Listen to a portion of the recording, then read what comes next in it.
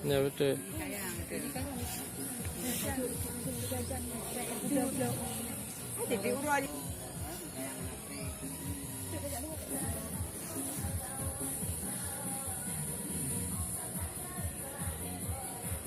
Ha.